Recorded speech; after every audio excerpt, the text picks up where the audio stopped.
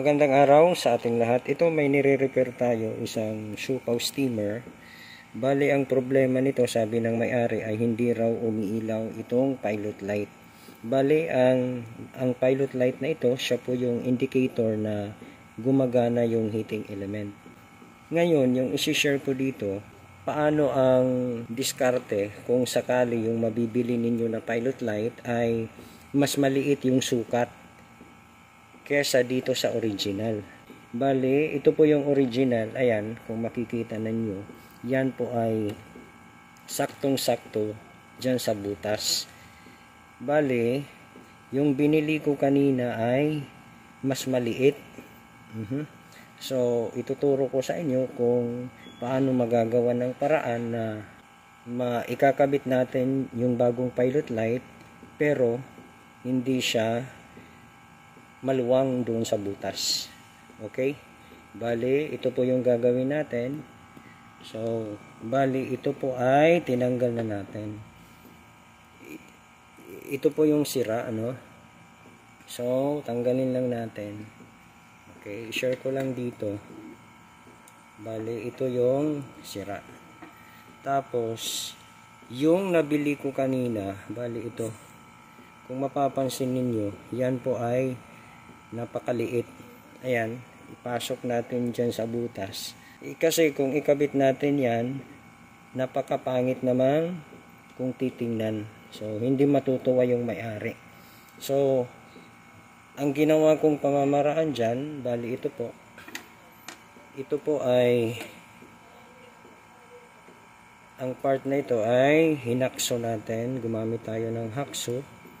Bali, ito yung magiging ano niyan, diskarte niyan.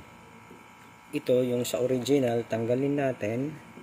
Tapos, ito ay ipapasok natin doon. Okay?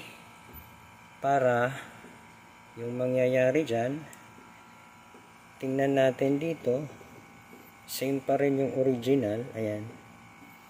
Okay, tatanggalin ko lang muna kasi masisikipan yan. Bali yan, naipasok na natin. Tapos, itong bagong pilot light na binili natin, papasok na lang natin yan dyan. Okay? Bali, yan po ang magiging diskarte niyan. At kung may kabit na natin itong mga wires na ito dito sa pilot light, yan naman po ay iilaw. Okay? So, testing natin mamaya pag naikabit na natin yung wire. Ihinang na lang natin yan dito.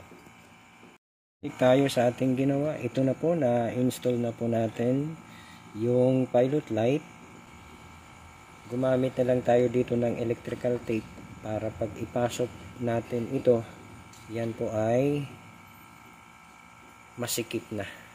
Okay? So, ang gawin natin, itesting natin ito sandali. Titingnan lang natin kung iilaw ba ito. So, ipa-plug in ko lang itong steamer dito sa power source. Okay?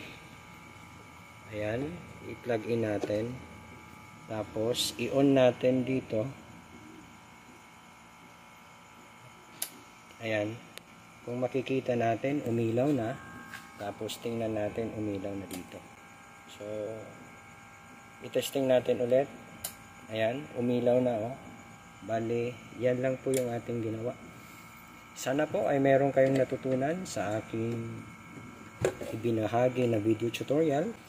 At kung nagustuhan nyo itong video, paki-like and share. Kung hindi ka pa nakapag-subscribe, maaari ko lamang ay mag-subscribe sa aking channel at paki-click na rin yung notification bell para updated ka sa mga bagong upload na videos. Hanggang sa muli, maraming salamat po.